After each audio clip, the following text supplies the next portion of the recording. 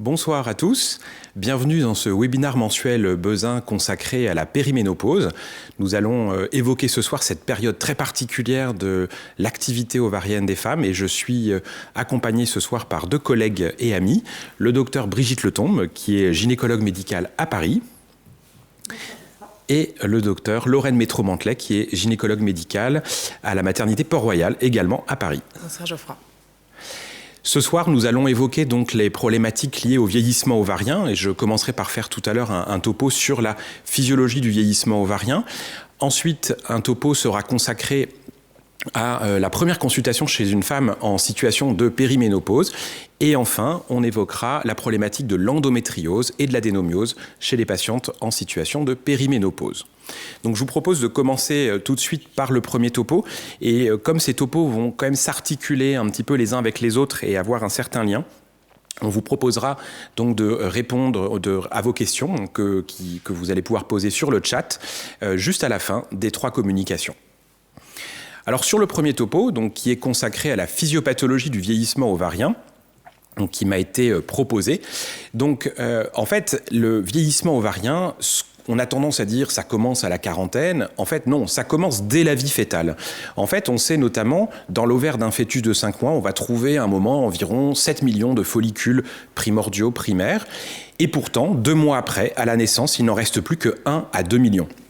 Ce qui fait vraiment pas beaucoup. Et donc, finalement, la femme a perdu une immense partie de son capital folliculaire déjà avant la naissance. Entre la naissance et la puberté, la perte folliculaire reste importante par des phénomènes d'apoptose et il ne restera plus qu'environ 100 000 follicules et ovocytes dans les ovaires à la puberté pour finalement n'ovuler qu'en moyenne 400 fois entre la puberté et l'arrêt définitif du fonctionnement ovarien qui est la ménopause. Alors, au moment où l'ovaire fonctionne, après la puberté, vous savez qu'il existe un processus de folliculogénèse qui est assez complexe et assez long. Dans l'espèce humaine, on parle d'un processus qui va durer probablement environ 6 mois, à peu près, donc c'est très très long, avec une phase, ce qu'on appelle de recrutement initial, qui va se lancer régulièrement tous les mois, avec des follicules qui vont sortir du pool de follicules primordiaux. Et puis, nous, ce qu'on voit, c'est ces cycles menstruels qui vont durer en moyenne 28 jours, en pratique entre 26 et 34 jours, qui correspondent au phénomène de recrutement folliculaire cyclique. Ce recrutement folliculaire cyclique, c'est un phénomène qui fait intervenir, vous savez tous, cette fenêtre de FSH, c'est-à-dire cette élévation transitoire de la FSH qui va commencer quelques jours avant les règles et qui va permettre en début de phase folliculaire d'abord de recruter les follicules sensibles à la FSH et de manière asynchrone, puis au milieu de phase folliculaire, la FSH, donc une fois qu'elle a commencé à monter, va, comme vous pouvez le voir, rebaisser. Et là, ça va permettre finalement le processus de dominance et finalement de permettre de sélectionner un follicule préovulatoire. Et cette fenêtre de FSH, et c'est important pour bien comprendre notamment les processus du vieillissement ovarien à la périménopause, dans l'espèce humaine, elle est relativement étroite, c'est-à-dire que ça monte et ça va redescendre assez vite pour ne permettre justement de ne recruter naturellement, de ne sélectionner qu'un seul follicule dominant par mois, parfois 2 accidentellement.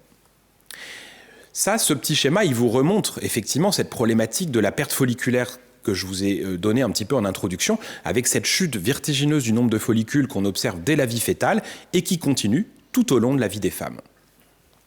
Cette diminution du nombre de follicules, on voit au cours de la vie génitale, c'est les travaux d'Alain Goujon que tout le monde connaît, qui est un anatomopathologiste français, qui est un des rares à s'être vraiment intéressé aux follicules. Et vous voyez sur ces coupes d'anapates, on observe selon les tranches d'âge une diminution du nombre de follicules avec le temps et une accélération importante, notamment quand on arrive à la tranche des 40 ans.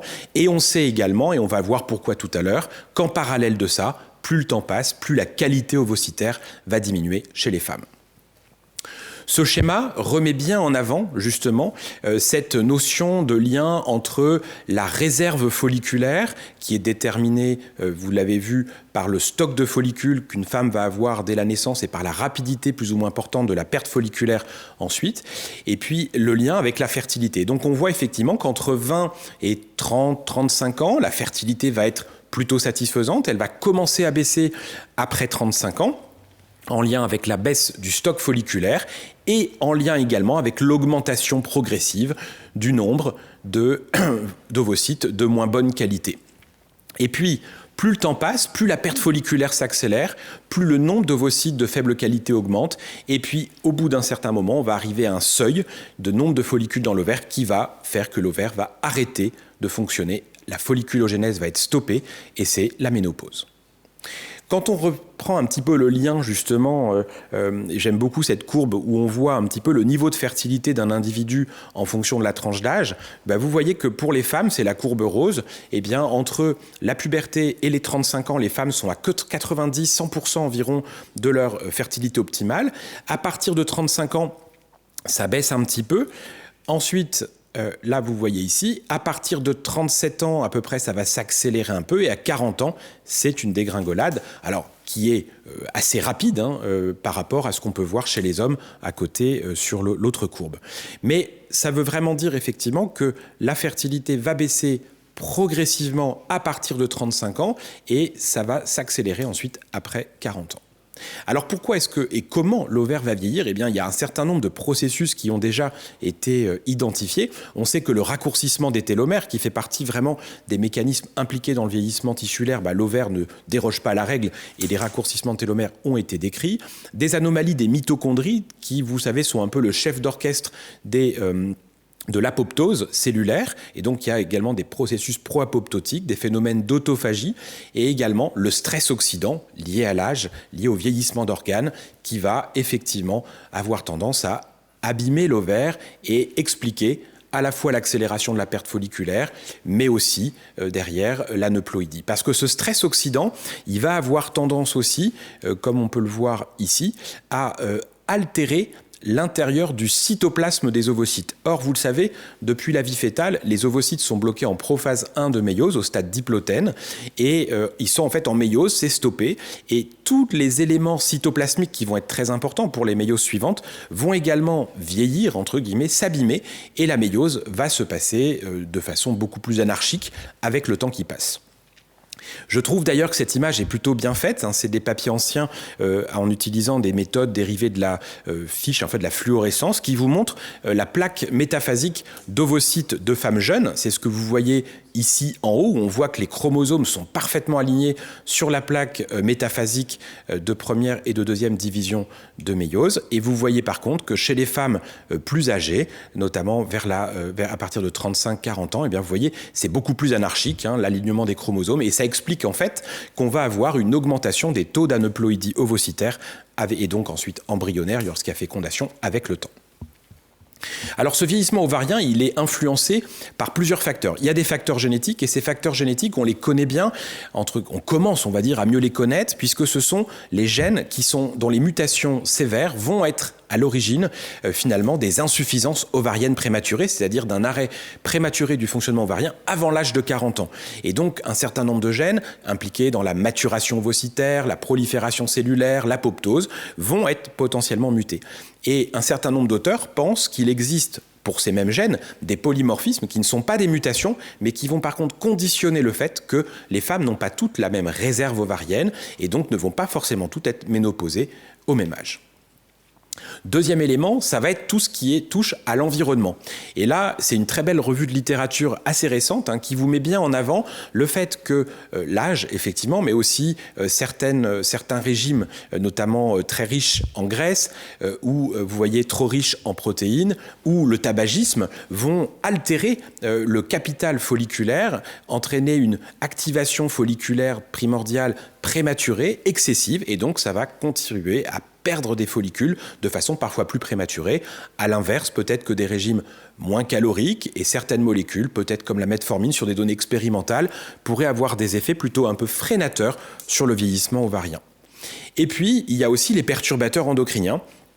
Un certain nombre de molécules, comme par exemple les phtalates, les bisphénols, certains phytoœstrogènes, pourraient tout à fait exercer une action délétère sur le métabolisme des follicules. Et vous avez par exemple ici vous avez la dioxine et certains types de perturbateurs endocriniens comme notamment les phtalates qui sont capables, vous voyez, par des mécanismes assez complexes d'induire finalement au niveau mitochondrial, d'activer la cascade apoptotique et d'induire donc une destruction folliculaire prématurée. Et donc la liste de ces perturbateurs, bien sûr, s'allonge avec le temps. La grande difficulté pour les perturbateurs endocriniens, c'est les histoires de doses, de durée d'exposition, parce que la plupart des données sont des données expérimentales in vitro et que c'est difficile de déterminer les doses toxiques in vivo pour une patiente donnée. Et puis, encore plus récent, apparemment, le microbiote digestif, qui, vous savez, est un peu un chef d'orchestre d'un certain nombre de fonctions physiologiques, en tout cas beaucoup plus qu'on ne l'imaginait d'après certains chercheurs, pourrait également être impliqué dans la régulation du vieillissement ovarien. On sait qu'avec le vieillissement ovarien, il y a une perturbation du microbiote, certes vaginal, du microbiote utérin, mais aussi du microbiote digestif. Et au départ, beaucoup pensaient que c'était la conséquence de la carence en œstrogène et en progestérone qui allait se faire avec le temps. En réalité, les choses sont plus complexes et il existe probablement des interactions entre le microbiote et l'ovaire et dans les deux sens, et donc le microbiote digestif pourrait aussi peut-être participer à préserver ou au contraire accélérer le vieillissement ovarien. Alors pour venir un petit peu plus à la périménopause c'est une période très particulière parce qu'en fait les ovaires vont continuer de fonctionner mais de façon intermittente, dissociée et très anarchique chez certaines patientes. Vous connaissez tous ce schéma qui représente, c'est le diagramme Stroh qui représente les différentes phases reproductives chez la femme. Et vous voyez que la périménopause, qu'on appelle aussi la transition ménopausique, est décomposée en deux périodes, la périménopause ou transition ménopausique précoce et la tardive. Et on va voir que la physiopathologie de ces deux périodes est tout à fait différente. Sur le plan clinique, donc il ne faut pas confondre périménopause et préménopause. Préménopause, c'est tout ce qui se passe avant, justement, que ça commence à décarrocher, si je puis dire, au niveau de l'ovaire. Et puis, en fait, la transition ménopausique ou périménopause, c'est vraiment le début de ces anomalies ovariennes qui vont se développer. Et donc, vous voyez qu'on va commencer à parler de transition ménopausique précoce lorsqu'il y a des variations de durée du cycle, notamment d'au moins 7 jours. Et puis, on va parler de transition ménopausique tardive lorsqu'il va y avoir des périodes d'aménorrhée de plus en plus longues avec le temps. Et on parlera enfin de post-ménopause, une fois que les patientes auront eu au moins 1 an d'aménorrhée après 40 ou 45 ans selon les différentes recommandations. Alors la périménopause, donc pour reprendre ces deux périodes, on va avoir la période numéro 1, et cette période numéro 1, on va voir, elle a une physiopathologie qui est très particulière, c'est la période d'hyperœstrogénie relative, et ce que Prior appelait d'ailleurs l'hyperstimulation endogène des ovaires. Avec le temps qui passe, on va observer une perte folliculaire. Et s'il y a moins de follicules en croissance, il y a une glycoprotéine qui s'appelle l'inhibine B, dont le taux va baisser, vous voyez ici, de façon assez importante. Et cette inhibine B, elle joue un rôle majeur parce qu'elle, normalement, elle exerce un rétrocontrôle négatif sur la FSH. Et le fait que l'inhibine B chute de façon importante et significative, ça va provoquer une levée de la FSH. Et en fait, ce qu'on va observer, je vous montrerai rapidement sur des coupes tout à l'heure, parce que ça a été très bien démontré dans de vieilles études, c'est que notre fenêtre de FSH qui est assez étroite, elle va avoir tendance à s'élargir de façon importante. Et une fenêtre de FSH élargie, ça va provoquer une maturation multifolliculaire accélérée. Donc, on va avoir vraiment un recrutement multifolliculaire spontané. Donc, s'il y a plein de follicules, il y a plein de sécrétions d'œstrogène. Et cet excès d'œstrogène, il va induire un certain nombre de symptômes. Ça va être ce qu'on appelle le syndrome prémenstruel, même si elles ne vont pas être réglées forcément dans la foulée. Et c'est, vous savez, ces mastodinies, des recrudescences de céphalées, un ballonnement abdominal, des troubles qui peuvent être d'une simple irritabilité à parfois des troubles psychiatriques beaucoup plus sévères, et tout un tas de symptômes qui vont altérer la qualité de vie des femmes.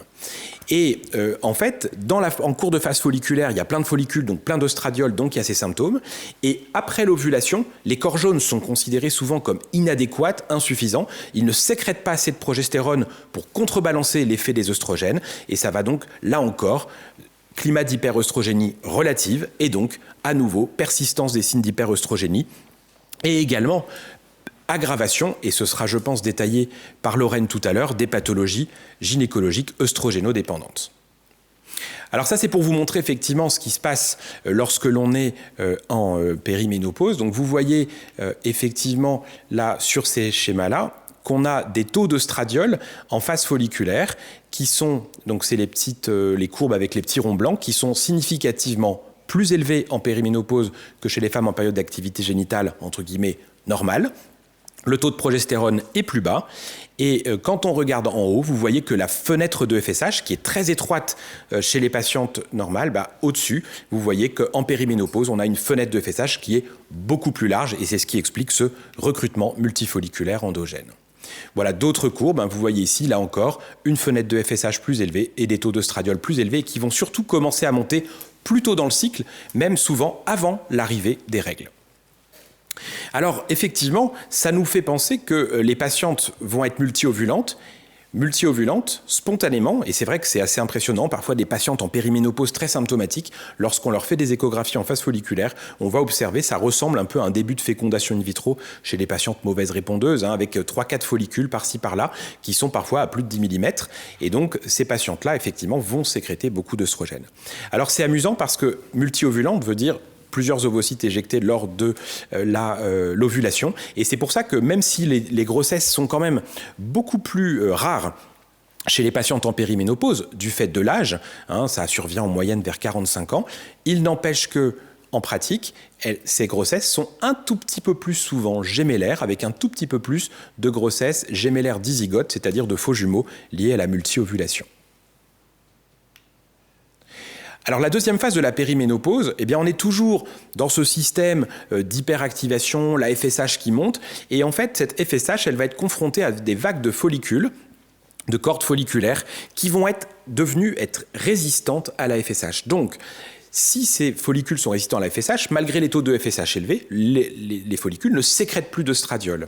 Et puis, de ce fait-là, l'hypophyse sécrète encore plus de FSH. Donc la FSH va monter, l'œstradiol baisse, et les patientes vont décrire des périodes d'hypofonctionnement ovarien avec des signes d'hypoœstrogénie, syndrome climatérique de la ménopause, bouffée vasomotrice, sécheresse vaginale, troubles de l'humeur, une humeur plus anxio-dépressive, associés à des dyspareunies et tous les symptômes et des arthralgies, tous les symptômes que vous connaissez. Et donc les patientes se disent « Ah ça y est, ça fait plusieurs mois que je suis plus réglée, j'ai des symptômes de ménopause, ça y est, je suis ménopausée. » Et puis, il y a des vagues de follicules qui arrivent, vous savez que ça arrive régulièrement au sein du parenchyme ovarien, et dont certains ont finalement gardé une certaine sensibilité à la FSH, se retrouvent exposés au taux très élevé de FSH, et là, ces vagues de follicules, d'un coup, vont répondre à ces taux élevés de FSH. Il va y avoir un recrutement folliculaire à nouveau multifolliculaire, assez important, à nouveau récidive des signes d'hyperœstrogénie. Donc les patientes vont d'un coup ravoir ces symptômes de surdosage endogène en œstrogène, avec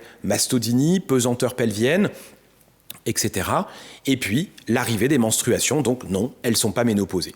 Et puis, ça va durer pendant quelques mois, et à nouveau, il va y avoir des périodes d'hypofonctionnement ovarien, avec hypoœstrogénie, et ainsi de suite, et ça va pouvoir durer parfois pendant plusieurs années comme ça, donc avoir l'impression d'être gonflé d'hormones ou en carence hormonale, ce qui, quand on le disait, et c'est le titre de ce webinaire, est un véritable chamboulement. Et ça, on le voit très bien dans ce papier de Ninette Santoro. Vous voyez, si vous vous amusez à faire des dosages hormonaux à ces patientes, elles viennent vous voir à un instant T en vous disant « ça y est, je ne suis plus réglée, j'ai des bouffées de chaleur ». Vous faites le dosage hormonal et vous allez voir un taux d'œstradiol en bas très bas, une FSH élevée, et vous allez dire « ah, ça y est, c'est la ménopause ». Sauf que non, quelques semaines après, elle va à nouveau avoir des signes d'hyperœstrogénie, et si vous faites votre dosage, vous avez en bas... Ici, vous le voyez, hop, un œstradiol très élevé et une FSH qui est redevenue normale. Donc non, elle n'est pas ménopausée. Et quelques semaines après, elle va à nouveau avoir des signes d'hypoœstrogénie, l'œstradiol a baissé et la FSH remonte. Donc vous voyez, et ça montre, ce sera peut-être détaillé par Brigitte tout à l'heure, que les dosages hormonaux ne servent à rien dans le diagnostic d'une périménopause. Alors, pour parler un peu de la physiologie, et c'est les derniers points de cette présentation, on va quand même faire le point sur la physiopathologie de la périménopause et du vieillissement ovarien. Et il y a de plus en plus de données extrêmement intéressantes qui montrent aussi qu'à la périménopause, la qualité de vie des femmes est très nettement altérée lorsqu'elles sont symptomatiques. Et ça a été assez longtemps mis sous silence. Et cette exagération, cette qualité de vie, elle est dégradée par l'alternance de signes d'hyper et d'hypoœstrogénie pour les femmes qui sont symptomatiques, mais aussi par l'apparition, vous le voyez ici par exemple, de troubles du sommeil.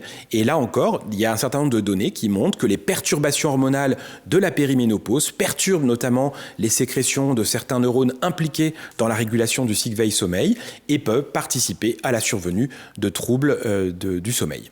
Et puis, pareil, un papier tout récent dans Maturitas qui s'intéresse justement au syndrome anxio-dépressif lié à la périménopause. Les femmes en périménopause ont plus de risques de développer des syndromes anxio-dépressifs pour des tas de raisons multifactorielles, à la fois des raisons de ce qui peut se passer à l'approche des 50 ans, dans un couple, dans une famille, sur le plan professionnel, mais aussi parce qu'il existe des mécanismes liés aux perturbations hormonales très caractéristiques et anarchiques de la périménopause qui perturbent notamment les conductions sérotoninergiques. Et vous savez que la sérotonine est un neuromédiateur qui a un rôle majeur notamment dans la physiopathie de la dépression. Et donc finalement, à la fois tous ces aspects-là, les troubles du sommeil qui induisent une fatigue chronique, plus les troubles hormonaux peuvent favoriser une certaine vulnérabilité du système nerveux central qui peut favoriser la survenue de la dépression dans ce contexte. Donc pour conclure, vous avez compris que le vieillissement ovarien est un processus très complexe, multifactoriel, et que même l'endocrinologie de la périménopause est assez difficile au départ à comprendre. C'est pour ça que j'ai essayé de le décomposer en 2 phases un peu didactiques, caricaturales, même si ça ne se passe pas tout à fait comme ça chez toutes les patientes. Il y a des patientes qui vont surtout être symptomatiques lors de la première phase, d'autres plutôt lors de la deuxième, d'autres sur les 2 et d'autres pas du tout. Donc ça, c'est variable d'une femme à l'autre. Quoi qu'il en soit, il faut quand même tenir compte du fait que cette période physiologique, certes, peut altérer la qualité de vie des femmes, et c'est notre rôle de médecin d'essayer, en comprenant bien cette période, de proposer des stratégies pour mieux les prendre en charge, mieux les traiter et surtout mieux les accompagner au sens large du terme. Je vous remercie de votre attention. Pour enchaîner, je vais vous proposer d'écouter le docteur Brigitte Letombe qui va maintenant nous parler de la première consultation de la femme en situation de périménopause. Merci Geoffroy, parce que la physiopathologie que tu viens de nous présenter va justement coller tout à fait à ce que l'on voit dans nos consultations en périménopause et dans ce grand chamboulement dont tu as déjà parlé et dont on comprend aujourd'hui les paramètres qui interviennent pour expliquer ce que les femmes ressentent dans cette période de vie particulièrement difficile. Très vite, la ménopause, c'est bien sûr un arrêt des menstruations d'au moins 1 an. La périménopause, comme tu l'as dit, c'est une période qui va comprendre des troubles du cycle et du climatéraire, qui va précéder la dernière menstruation qui s'arrête après 1 an d'aménorrhée. Donc on dit bien ménopause après 1 an d'aménorrhée, c'est un diagnostic rétrospectif. Le diagnostic, ça survient entre 45 et 55 ans. Il faut bien faire la différence entre l'IOP, vous savez, il s'agit d'une insuffisance ovarienne prématurée avant 40 ans qui nécessite absolument une prise en charge avec un traitement hormonal substitutif jusqu'à l'âge de la ménopause. Puis la ménopause anticipée qui arrive entre 40 et 45 ans, la moyenne de la ménopause étant environ 51-52 ans. Il n'y a pas d'examen complémentaire pour réaliser un diagnostic de ménopause et comme tu l'as très bien dit et très bien montré sur les graphiques tout à l'heure, il ne faut pas faire de dosages hormonaux, c'est bien un diagnostic clinique. Alors, dans nos recommandations du CNGF et du GMV, on a écrit que le test progestatif n'était pas recommandé pour établir un diagnostic de ménopause. Bon, c'est un avis d'expert, ça ne nous empêche pas d'en faire éventuellement, parce que c'est vrai, ça nous permet avec un test progestatif de faire un état de l'imprégnation hormonale de la femme qui consulte. Donc, on peut le faire, mais ce n'est pas nécessaire de le faire pour faire un diagnostic de ménopause en tout cas. Et évidemment, la périménopause, c'est une période de montagne russe, c'est certainement la période la plus difficile à vivre. Là, je reviens du congrès de ménopause en Australie, puis j'ai pris cette photo parce qu'elle est vraiment intéressante. Vous voyez, les questions qu'il faut poser chez les femmes qui vous consultent dans la période périménopausique. Il faut bien sûr poser la question du changement de cycle, il faut demander s'il y a des bouffées vasomotrices, il faut s'intéresser, et ça c'est très important, à la symptomatologie génito-urinaire, aux difficultés sexuelles, ce qu'on ne fait pas toujours. Il faut s'intéresser aux difficultés urinaires, aux problèmes du sommeil, tu nous l'as bien dit, qu'en périménopause commençait à avoir des problèmes de sommeil et des problèmes de troubles de l'humeur. Alors les signes cliniques et les signes physiques et mentaux, on a les bouffées vasomotrices, toutes les femmes connaissent ça, les bouffées vasomotrices, on a les sueurs nocturnes, le syndrome génito-urinaire. Ne pensez pas que le syndrome génito-urinaire ne survient qu'après plusieurs années de ménopause, c'est pas vrai. Quand une femme a une longue période périménopausique avec ces périodes d'hypoestrogénie que tu nous as décrites, eh bien en fait on a des femmes qui ont un syndrome génito-urinaire déjà en périménopause. Il y a le problème des arthralgies et des myalgies, les troubles, les vertiges, les troubles mentaux, c'est le trouble du sommeil, ça c'est vraiment important. L'irritabilité, tu nous l'as montré, on a des raisons physiopathologique de comprendre pourquoi il y a ces troubles de l'humeur, l'asthénie, ça c'est vrai, et surtout le syndrome dépressif. Et à côté de ça, il y a ce que les Américains appellent le FOG, c'est les manques de concentration, les pertes de mémoire, les pertes d'attention, les pertes de compétences intellectuelles qui inquiètent les femmes et qui ne sont pas toujours rapportées à ces déséquilibres hormonaux. Enfin, la prise de poids, il faut bien savoir que la prise de poids, c'est quelque chose dont il faut parler aux femmes avant la ménopause. La prise de poids, c'est pas la ménopause, ça commence vraiment en périménopause. Je vous ai remis cette plaque sur le syndrome génito-urinaire parce que c'est vraiment important d'interroger les femmes sur les symptômes génitaux, que ce soit de la sécheresse, sur les symptômes sexuels et aussi sur les symptômes urinaires qui rentrent dans le syndrome génito-urinaire de la ménopause. Le plus important, le signe le plus évident du climatério, ce sont les bouffées vasomotrices.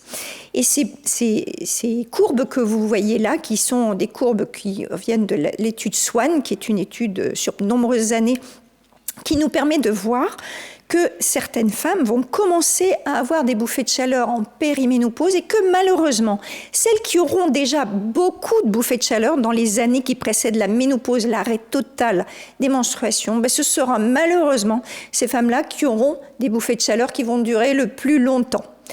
En moyenne, les bouffées de chaleur, c'est 7 ans et demi. Ça n'est pas 2 à 3 ans, c'est 7 ans et demi en moyenne.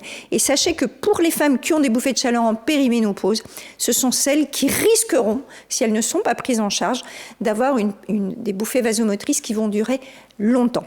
Il faut savoir que ces bouffées vasomotrices, quand elles sont au moins 6 par jour, elles s'accompagnent d'un risque cardiovasculaire avec un risque d'hypertension artérielle et de changement métabolique, on le comprend bien, puisque les oestrogènes ont un effet sur le cholestérol LDL notamment et sur l'insulinorésistance. Alors, cette période de ménopause et de périménopause, c'est vraiment une période critique. C'est vraiment un cap pour les femmes.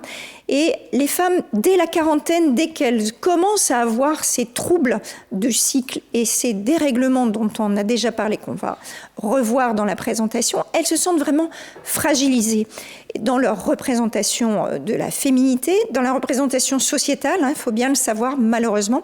Et c'est un moment où elles peuvent être très perturbées parce que c'est le sentiment du temps qui passe. Elles se rendent compte parce que justement, il y a ce problème de la fertilité qui diminue, parce qu'il y a ces cycles qui s'espacent et parce qu'il y a ces signes de ménopause, elles se rendent compte que c'est l'urgence, c'est maintenant ou jamais. Donc c'est vraiment une période où elles sont au plus mal et c'est une période où elles s'angoissent. Donc c'est très important cette consultation de périménopause où nous devrons nous informer, dédramatiser, leur expliquer que tout ce qu'elles ressentent, c'est en rapport avec ces dérèglements hormonaux, mais qu'il y a bien sûr des solutions. Il ne faut pas banaliser. Je vois trop de femmes qui nous disent j'ai vu le gynéco, je lui ai dit que j'avais des bouffées de chaleur, elle m'a dit c'est pas grave, ça va passer. Non, il ne faut pas banaliser, il faut les écouter, il ne faut pas esquiver. Et il faut les accompagner, voire les traiter. Cette tranche de vie 45-55 ans, c'est vraiment une opportunité de prévention. C'est la période où les dérèglements hormonaux qui ont été présentés par Geoffroy vont être responsables d'irrégularités menstruelles. Dans ces irrégularités menstruelles, il faut toujours avoir à l'esprit, et on va le voir tout à l'heure avec Lorraine, les pathologies endométriales et notamment l'adénomiose. C'est une période où les femmes qui avaient un syndrome prémenstruel vont avoir un syndrome prémenstruel prémarqué et très marqué, et celles qui n'en avaient pas vraiment vont peut-être voir arriver ce syndrome prémenstruel avec cette période d'hyperœstrogénie et d'hypoœstrogénie. L'hyperœstrogénie va être responsable de migraines qui vont souvent être aggravées. Pensez quand même qu'il peut y avoir un problème d'hypertension et donc surveiller la tension artérielle chez ces femmes. La dystrophie mammaire, bien sûr, qu'il y aura des mastodinies beaucoup plus marquées. La prise de poids, c'est quelque chose qui démarre vraiment dès 45 ans, parce que dès 45 ans, on a une perte de fibres musculaires et qu'au même poids, on a plus de tissu gras, moins de fibres musculaires et donc ça s'auto-entretient. C'est quelque chose qu'il faut expliquer aux femmes.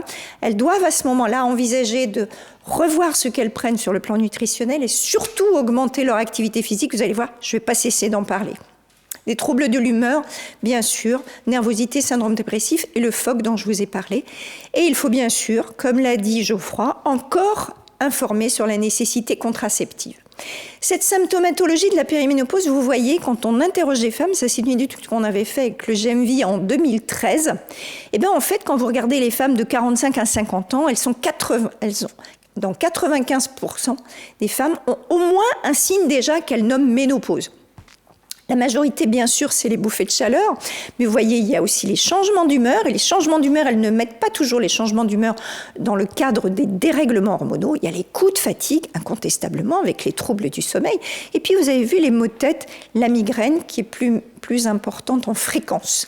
Et quand on demande aux femmes dans cette étude, est-ce que c'est lié à la ménopause ou pas lié à la ménopause, vous voyez qu'en fait, il y a quand même, bien sûr, les bouffées de chaleur, elles savent bien que c'est lié à la ménopause, mais quand on regarde, par exemple, les coups de fatigue, pour elles, c'est pas vraiment lié à la ménopause. Quand on regarde les douleurs articulaires, ils ne savent pas que c'est lié à la ménopause.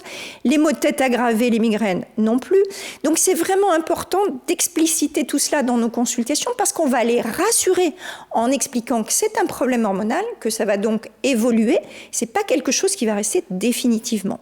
Après, on a fait une autre étude en 2020 sur 5000 femmes. Dans ces 5000 femmes, il y en avait 4000 qui étaient ménopausées, donc 1000 femmes en périménopause. Et vous voyez qu'elles sont 87% à avoir un symptôme, 67% à avoir un symptôme du syndrome génito-urinaire de la ménopause. Et quand on regarde l'impact des symptômes de ménopause, vous voyez, c'est quand même important. Et vous voyez, pour les femmes en périménopause, cet impact, c'est de 6 sur 10. C'est donc important. Et les femmes en périménopause, vous voyez, elles sont impactées dans leur forme physique, sur le plan moral, sur l'image d'elles-mêmes. Et c'est important de savoir qu'une femme qui se sent fatiguée, qui ne se sent plus capable d'avoir vraiment des mêmes compétences intellectuelles, qui en plus a des difficultés sexuelles, ça a un impact majeur. Et puis bien sûr, un trouble de l'équilibre psychologique. Les bouffées vasomotrices, je voudrais vraiment parler du fait que c'est quelque chose d'important qui n'est pas banal et qui peut être un facteur de risque de pathologie, notamment cardiovasculaire, mais aussi facteur de risque de la perte osseuse.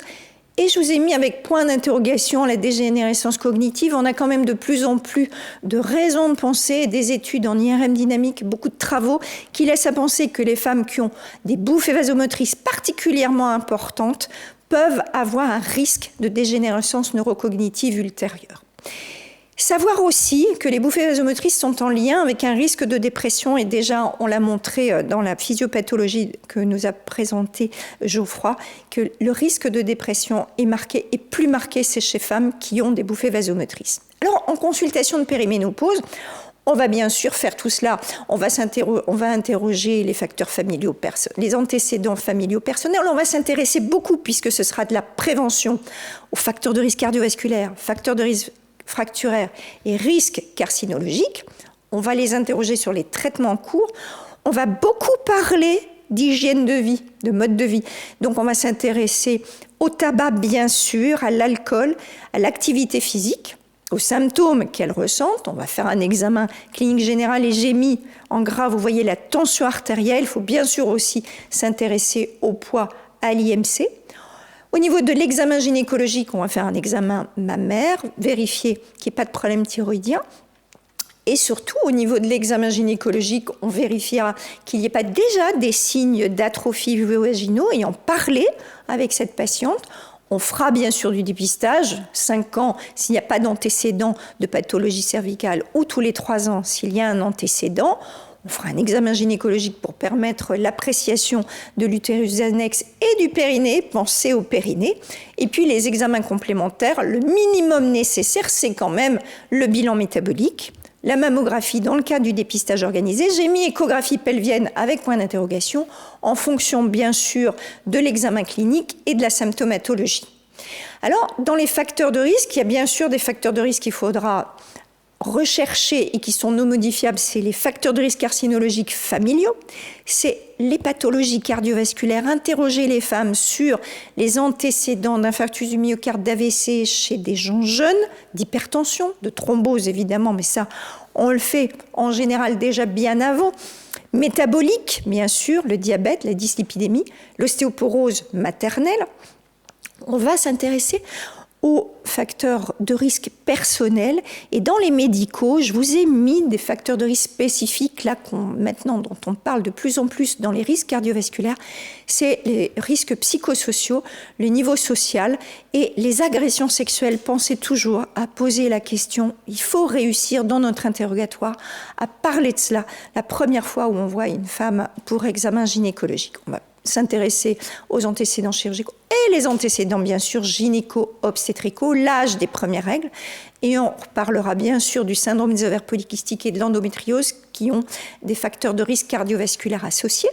Et puis, on reprendra les antécédents de grossesse avec éventuellement ces facteurs de risque que sont l'hypertension pendant la grossesse, la prééclampsie, le diabète gestationnel, les retards de croissance intra-utérins qui sont des facteurs de risque cardiovasculaire.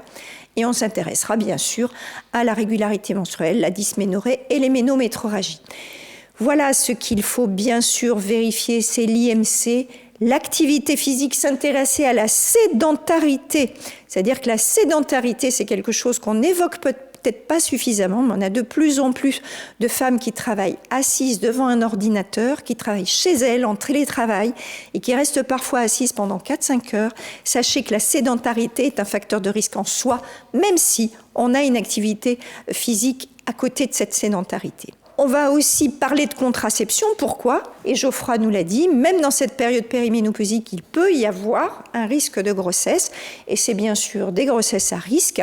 Et puis, comme l'a dit Geoffroy, c'est une période aussi où il peut y avoir plus de grossesses gémellaires.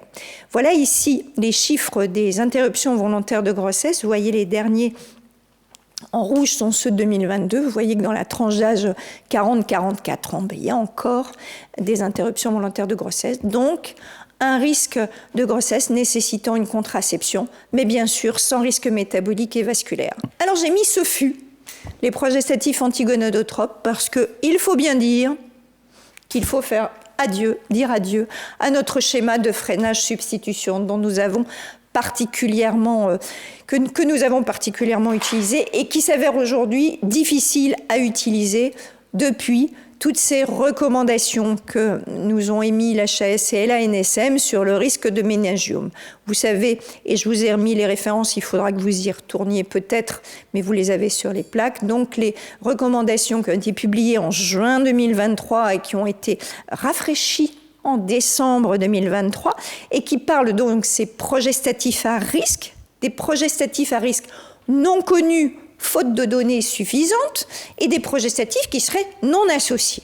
Donc on a quand même une partie de nos progestatifs qui peuvent être utilisés non associés à un risque, mais bon, pour ce qui est des progestatifs à risque et des progestatifs à risque non connus, en fait, on a ces recommandations, et ça vous allez les retrouver sur l'ANSM, qui nous permettent d'utiliser encore les progestatifs dans certains cadres, mais vous voyez qu'il y a des situations dans lesquelles on considère que l'utilisation de ces progestatifs est défavorable. Donc évidemment, en traitement hormonal de ménopause, dans l'irrégularité simple du cycle, dans le syndrome prémenstruel, dans les mastodinies qui ne sont pas sévères. Et voyez, la contraception encore, c'est possible, mais seulement chez les femmes qui ce n'est pas proposé en contraception chez des femmes qui n'ont pas de risque cardiovasculaire associé. Et donc, voilà les recommandations de décembre 2023. Donc, vous voyez qu'il y a des IRM à proposer quand on donne des progestatifs à risque connus ou non connus. Les seuls qui ne nécessitent pas la prescription d'une IRM, c'est donc les derniers que je vous avais mis là. Voilà, les progestatifs non associés à un risque. Alors, les problématiques de la contraception, et notamment de la contraception œstroprogestative dans cette tranche d'âge périménopause, c'est bien sûr l'augmentation avec l'âge de l'incidence des pathologies thromboemboliques veineuses et des pathologies artérielles. Le seuil, c'est vrai que c'est 35-40 ans, certainement 40 ans. En France, on a les recommandations de l'HAS, du CNGOF qui parlent de la réévaluation de la prescription des œstroprogestatifs après 35 ans. Et bien sûr, à partir de 35 ans, il faut faire un bilan métabolique annuel chez les femmes pour vérifier qu'il n'y ait pas de facteurs de risque artériels qui apparaissent. Cette plaque, je la dois à Lorraine, qui vous rappelle quand même que dans le risque thromboembolique veineux, il y a une grosse part de l'âge, grosse part de l'âge. Évidemment, le risque de thrombose augmente avec l'âge de façon significative. Vous voyez, à moins de 30 ans, c'est 3,7 et quand on est après 40 ans, on est à 13 au niveau du risque relatif.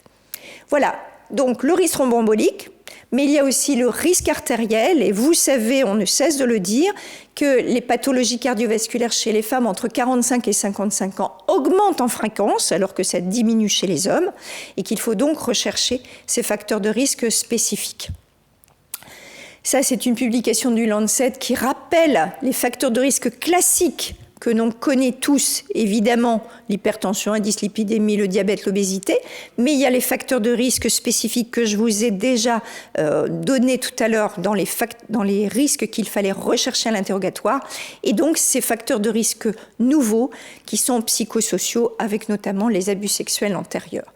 Je vous ai remis là la plaque des recommandations du CNGF en 2018 sur la contraception. Donc je crois que vous connaissez toutes les contre-indications, mais surtout je vous ai mis en bas le fait qu'il ne faut pas non plus, quand il y a deux facteurs de risque, par exemple un âge supérieur à 35 ans et une dyslipidémie contrôlée par exemple, c'est une contre-indication aux œstroprogestatifs. Donc soyons très précis dans nos consultations et regardons bien à chaque fois que nous revoyons une patiente qui est sous pilule, l'âge de cette patiente, pour penser à revérifier que nous ne donnons pas une contraception qui risque de provoquer un risque notamment cardiovasculaire artériel. Vous voyez cette étude est l'étude GIN-RISC qui a été publiée tout récemment et qui montre, vous voyez, pour 2000 femmes de 16 à 45 ans, vous voyez, il y a 26% des femmes qui prenaient une contraception œstroprogestative.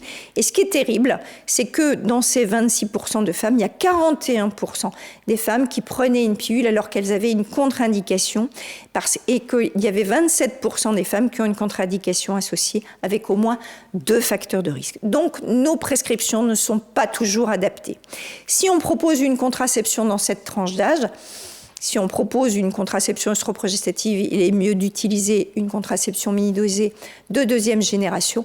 Et pourquoi pas la contraception aux oestrogènes naturels. Vous savez que les pilules aux oestrogènes naturels, pour celles qui sont les plus anciennes, Zoélie et Cléra, pour ne pas les nommer, ont mis en évidence dans des études post-marketing qu'elles n'augmentaient pas le risque de thrombose veineuse de façon supérieure au lévonorgestrel. Et puis on a la nouvelle contraception à l'estétrol qui pour l'instant nous montre au niveau des paramètres biologiques intermédiaires qu'elles auraient moins de risque thromboembolique, mais nous ne pouvons pas le dire aujourd'hui puisqu'il n'y a pas d'études en post-marketing. Donc quoi qu'il en soit, respect scrupuleux de toutes les contre-indications métaboliques et vasculaires et plutôt proposer des contraceptions progestatives. C'est aussi une tranche d'âge où on aura tendance à proposer le SIO lévonorgestrel. Pourquoi ? Parce que ça va régler tous les problèmes de ménométrorragie qui sont quand même très fréquentes avec les fibromyomatoses, avec les hyperplasies endométriales et avec l'adénomyose. Et puis aussi ce Mirena, il va pouvoir éventuellement, dans la transition ménopausique, pouvoir permettre de proposer aux femmes, quand elles sont dans cette période périménopausique tardive, avant juste l'installation de l'arrêt définitif des règles, proposer un apport en œstradiol. Alors, les contraceptions hormonales qu'il faudrait plutôt éviter, c'est les microprogestatifs comme le Nexplanon. Et puis, les microprogestatifs, vous savez, peuvent être responsables de spotting. Et c'est parfois une période où on a déjà tendance à avoir des problèmes de saignement endométriaux. Certainement pas le Depo-Provera, mais bon, c'est un produit qu'on n'utilise pas en France. Les contraceptions naturelles, pourquoi pas ? Et c'est souvent une tranche d'âge où elles se pensent plus fertiles et elles envisagent des contraceptions naturelles.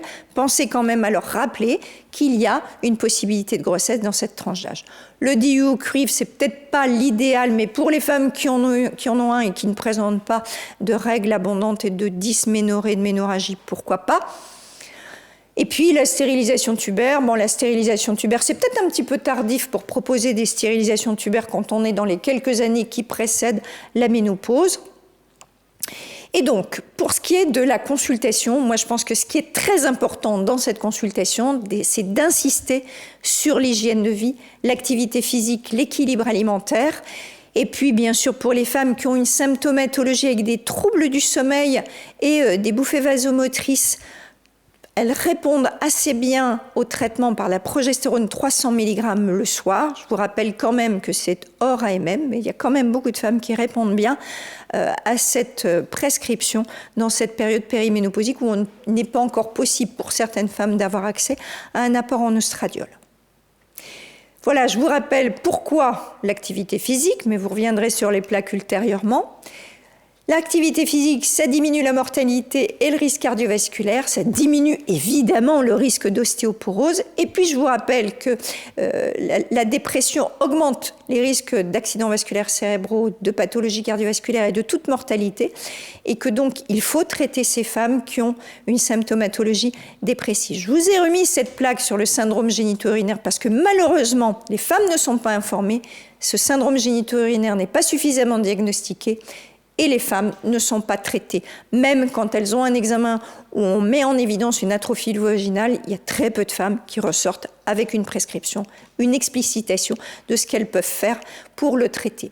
Alors, qu'est-ce qu'on peut proposer à ces femmes qui ont des symptômes vasomoteurs notamment ? C'est bien sûr, éventuellement, dans le syndrome prémenstruel, pourquoi pas le rôle des IRS, et surtout de la nutraceutique. On proposera souvent la nutraceutique. Pour ce qui est des bouffées vasomotrices, on a les mesures hygiéno-diététiques. Et puis, on a bien sûr les inhibiteurs de la recapture de la sérotonine et la noradrénaline. Mais ce n'est pas un traitement de première intention.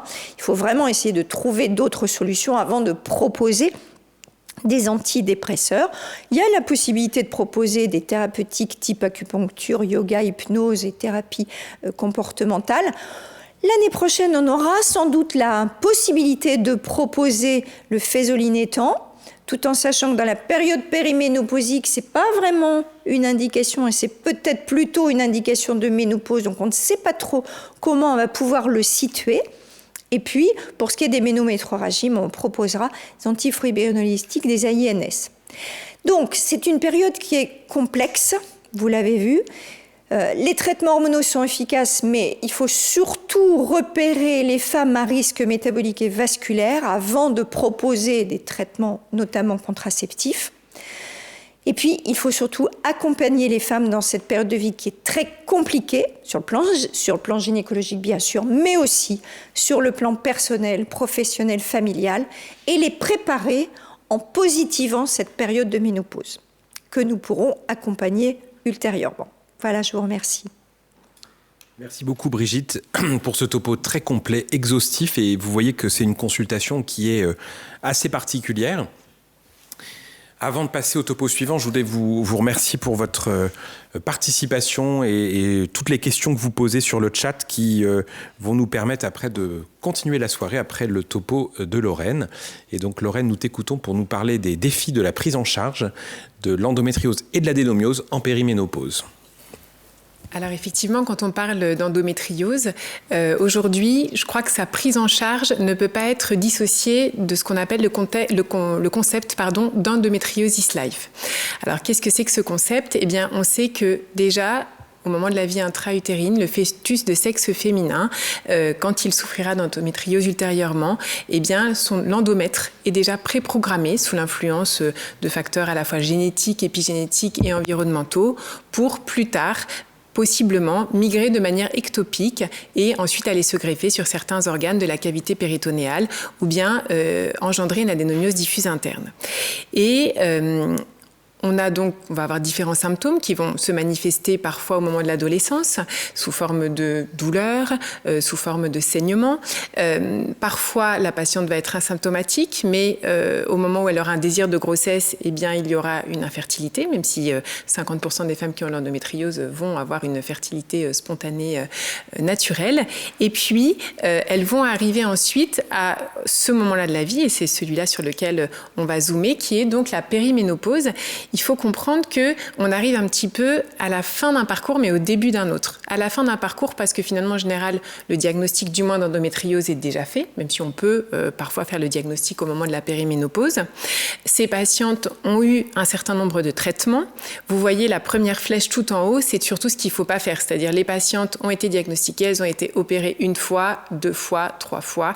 Et là, à ce moment-là, quand on arrive en périménopause, on est très embêté parce que si elles sont encore très symptomatiques, on a parfois parfois épuiser un certain nombre d'armes thérapeutiques. Aujourd'hui, en 2024, on sait très bien qu'on ne fait plus ça et que quand on fait un diagnostic, la plupart du temps, on met les patientes sous traitement médical quand elles sont symptomatiques, qu'au moment où elles ont un désir de grossesse, eh bien, soit elles ont une fertilité spontanée, soit sinon on leur proposera l'AMP ou la chirurgie en fonction de leurs symptômes et qu'on leur proposera par la suite de les remettre sous traitement médical ou bien de les opérer, c'est la flèche du bas, une bonne fois pour toutes, en proposant un traitement optimal et complet.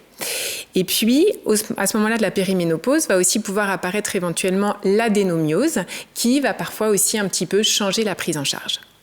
Alors, on va voir effectivement les défis de la prise en charge. Le premier, c'est le besoin contraceptif. On va passer rapidement dessus parce que vous l'avez bien rappelé, eh bien oui, les patientes après 40 ans ont un taux de fécondité qui reste tout à fait important, notamment entre 40 et 45 ans. Donc, si elles ont besoin d'une contraception, il faudra leur proposer. Donc, ça va aussi eh bien, avoir un impact sur notre prise en charge.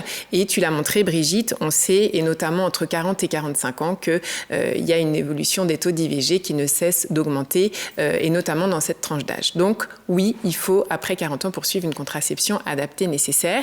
Et elle va être modulée, cette contraception, par le fait que, comme tu l'as dit, il y a un certain nombre de facteurs vasculaires, et notamment, vous voyez, la prévalence de l'hypertension artérielle chez une femme entre 45 et 50 ans, qui est extrêmement importante. Donc ça, voilà, on ne peut pas ne pas prendre l'attention chez nos patientes.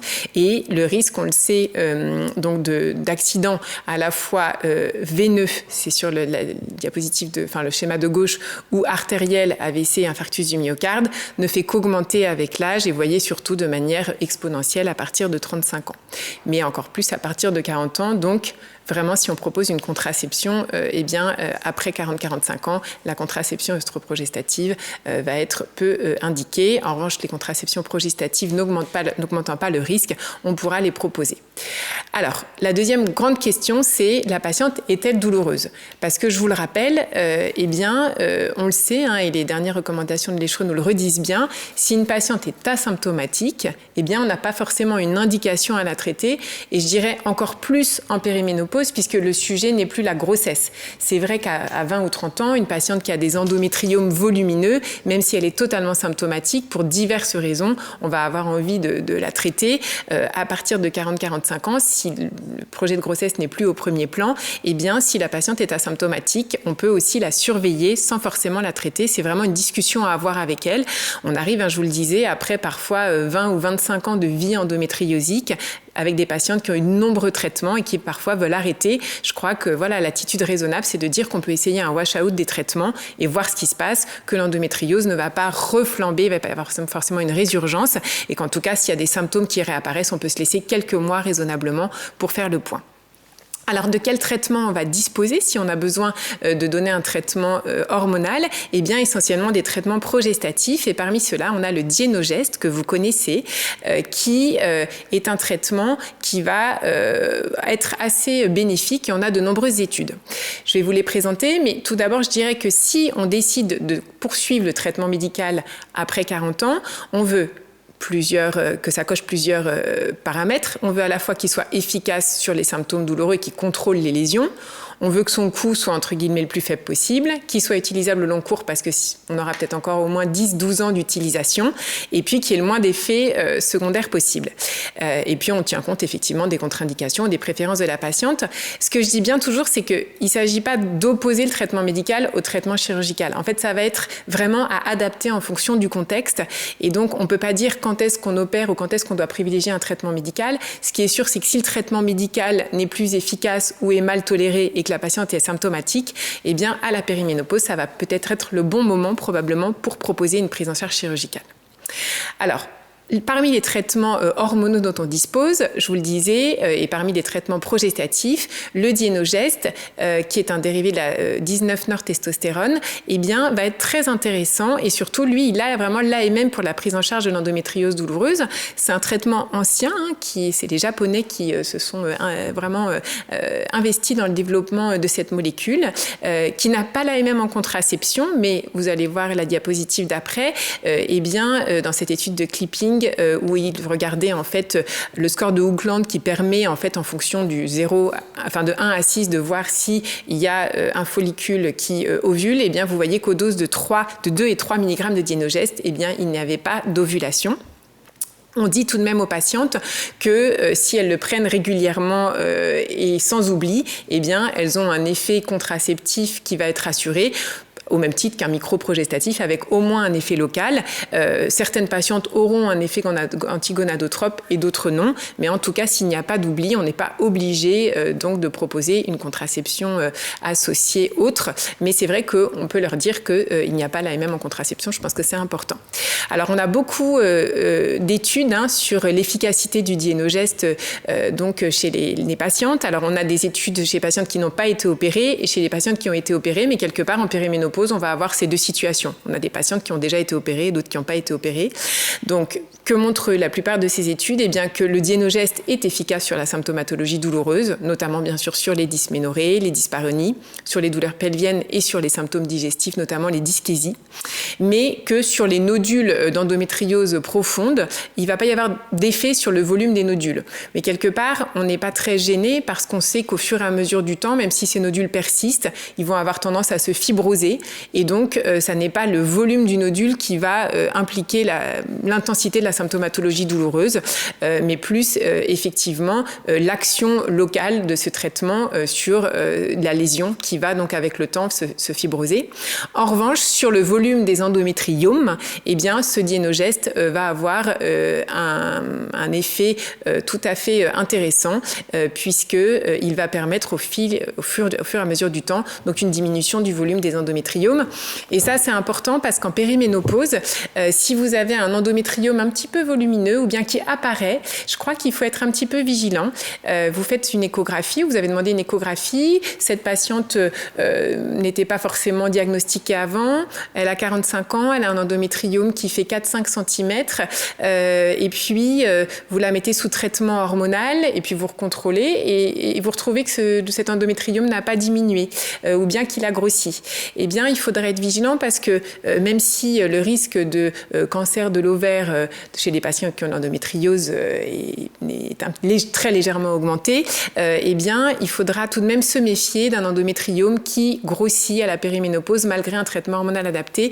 Et je dirais que c'est vraiment vraiment la situation particulière où il faudrait être très vigilant, demander une IRM. Et on s'est tous parfois fait piéger sur une échographie qui était plutôt en faveur d'un endométriome et une IRM pelvienne qui retrouvait un endométriome, justement une lésion qui n'était pas un endométriome. Donc ça, vraiment, ce warning, la plupart des traitements hormonaux, normalement, réduisent le volume des endométriomes. Si tel n'est pas le cas, il faut se poser la question, notamment la périménopause, de savoir si c'est réellement un endométriome. Alors le Dienogest, eh bien vous voyez aussi qu'il améliore la qualité de vie et la fonction sexuelle. Et donc comme tu le disais Brigitte, il y a déjà une altération donc de la fonction sexuelle au moment de la périménopause. Et donc eh bien il est important que les traitements qu'on donne eh bien n'aggravent pas effectivement cela. Et en tout cas dans le contexte d'endométriose, le Dienogest a plutôt un effet bénéfique. Et puis si on a des patientes qui sont opérées ou qui ont été opérées parfois avant, eh bien, c'est important de savoir si quand on donne ces traitements, eh bien, on va diminuer le risque de récidive post-opératoire. Et vous voyez que tous les traitements, mais notamment le Dienogest, eh bien, s'ils sont donnés en post-opératoire, sont associés à un risque vraiment significativement plus faible de récidive que chez les femmes qui ne prennent pas ces traitements. Et puis, après, c'est important d'avoir des études au long cours. Et vous voyez que dans cette étude sur sur 5 ans, donc sur 60 mois, donc c'est quand même une période longue pour tester l'efficacité d'un traitement, eh bien, au long cours, le Dienogest diminuait à la fois les douleurs pelviennes en préopératoire et prévenait aussi la récidive de la douleur en post-opératoire. Alors, tu le disais, Brigitte, parmi les autres progestatifs, on a les microprogestatifs. C'est vrai que ce n'est pas ceux qu'on va proposer en première intention chez les patientes qui sont en périménopause. En tout cas, dans l'endométriose, elles ont, c'est à la fois les microprogestatifs par voie orale ou bien administrés sous forme d'implants à l'étonogestrel ont une efficacité sur les symptômes d'endométriose. Alors c'est vrai qu'avant on utilisait facilement les macroprogestatifs qui permettaient par leur action très antigonadotrope eh bien, d'avoir un bon contrôle de la symptomatologie douloureuse. Les derniers résultats d'Epiphar, puisqu'on sait déjà qu'avec l'acétate de chlormadinone, eh bien, on avait un risque augmenté. Ils ont également gardé l'acétate de médrogestone avec un risque multiplié par 4. Et dans les recommandations, l'endométriose reste en fait une situation pour laquelle la balance bénéfice-risque et permet l'utilisation de ces traitements, bien sûr si on a essayé toutes les autres alternatives et sous contrôle, bien sûr, d'une IRM cérébrale, sous couvert qu'aujourd'hui on a de plus en plus de mal à trouver ces molécules. Mais chez des patientes chez qui vous avez fait une IRM cérébrale, chez qui tous les autres traitements ne sont pas efficaces et qui ne souhaitent pas être opérés, eh bien, on peut, en dernier recours, éventuellement proposer ces traitements sous couvert, bien sûr, donc d'une surveillance par imagerie. En ce qui concerne le risque des autres progestatifs et de méningiome associés à ces autres progestatifs, eh bien, en ce qui concerne le dienogeste, les données de pharmacovigilance n'ont rapporté qu'un seul cas de méningiome avec le dienogeste. Donc, pour l'instant, pas de warning avec ce traitement et pas de nécessité de réaliser une IRM cérébrale avec le dienogeste, mais en 2023, les recommandations disaient que si avant on avait utilisé des macroprogestatifs, eh bien avant de prendre le relais par un autre progestatif moins dosé, il fallait quand même réaliser une IRM cérébrale. Qu'en est-il du DIU au levonorgestrel dans l'endométriose? Eh bien, en fait, dans l'endométriose, on verra après que dans l'adénomiose, c'est vraiment le traitement médical de première intention. Dans l'endométriose, on a l'impression que l'efficacité diminue au fil du temps et surtout qu'il n'y a pas d'efficacité chez les femmes, par exemple, qui ont été opérées d'endométriome sur la prévention de la récidive des endométriomes. Pourquoi? Parce qu'il y a un effet plutôt assez local, mais probablement moins général et systémique, en tout cas sur une action directe sur les nodules d'endométriose et sur les endométriomes. Et puis, dernier traitement médical que l'on peut proposer en périménopause et qui peuvent être utiles, encore une fois, chez des patientes chez qui, soit il y a d'autres comorbidités qui empêchent une intervention chirurgicale chez des patientes douloureuses, soit chez des patientes qui ne veulent pas soit être réopérées, soit être opérées, eh bien, les analogues de la GnRH peuvent tout à fait avoir leur place. Alors, vous savez bien sûr que normalement, la durée de prescription est limitée. Et eu égard au risque en fait de diminution de la densité minérale osseuse et puis au risque associé de syndrome climatérique. Mais on verra par la suite dans la troisième partie que les femmes qui ont de l'endométriose ont probablement un os qui est moins sensible finalement et même quand elles ont utilisé des analogues. Et donc chez des femmes chez qui seuls les analogues marchent, encore une fois, bien sûr qu'en première intention c'est plutôt le dienogeste et les progestatifs, mais si ça ne marche pas et qu'elles ne veulent pas être opérées, les macroprogestatifs peuvent être essayés et les analogues peuvent être éventuellement dans ces cas-là, mais ça reste hors recommandation, poursuivis si la densité minérale osseuse est satisfaisante chez une patiente qui est proche de la ménopause et qui est très très bien soulagée par les analogues. Donc ça reste bien sûr hors recommandation, mais on peut éventuellement bien le proposer. Alors c'est vrai que dans les recommandations de Deschreux, il disait qu'il fallait utiliser une ADBAC-thérapie. Ce qui est compliqué si on ajoute une ADBAC-thérapie, c'est que si on donne notamment des œstrogènes, on risque aussi de réactiver un peu parfois les lésions. Donc c'est à discuter, mais si en tout cas on prévoit de prescrire ces analogues au long cours, eh bien dans ces cas-là, l'ADBAC-thérapie avec des œstrogènes à petite dose est nécessaire. Et puis, en dehors des traitements médicaux classiques, on a aussi un tas d'autres options et je crois qu'aujourd'hui, vraiment, on ne peut pas ne pas en parler.